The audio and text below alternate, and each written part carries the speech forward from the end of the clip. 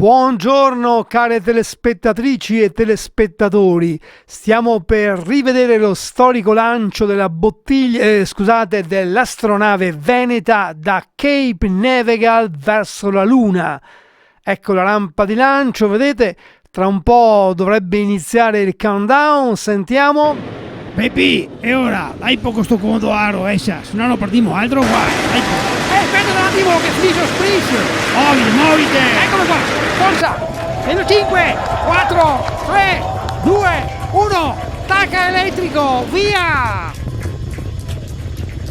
Ecco, questo era il lancio avvenuto alcuni giorni fa. Adesso ci colleghiamo con la superficie lunare, dove ad attenderci c'è il nostro Nane Bortoin. Nane, mi sente?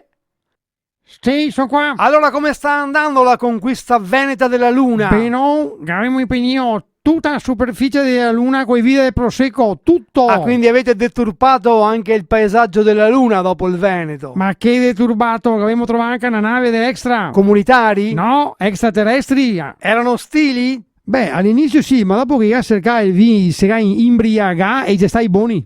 Vabbè, adesso che intenzioni avete? Adesso che abbiamo da fare la rotta map. Cosa?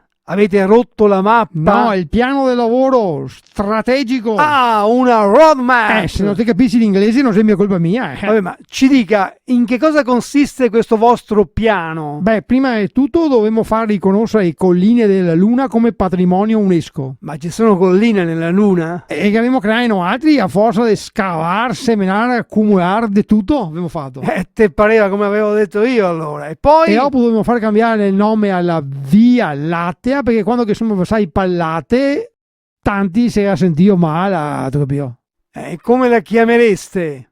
Ma che domande? Via Vigna, ciao. Guardi, lasciamo perdere che è meglio. Ecco, quando avrete completato la roadmap, che farete? Tornerete sulla Terra? No, non si può più, perché in Veneto così i dassi non conviene più impiantare Prosecco, me ha rovinato Trump, andremo su Marte. Ma perché proprio su Marte, scusi? Ma che domande sei che ti mi fa? Siamo andati sulla Luna proprio per impiantare Prosecco, Cartisse e Pinot, tutti vini bianchi. Su Marte, che è il pianeta rosso, andiamo a impiantare il Refosco e il Merlot e tutti i vini rossi.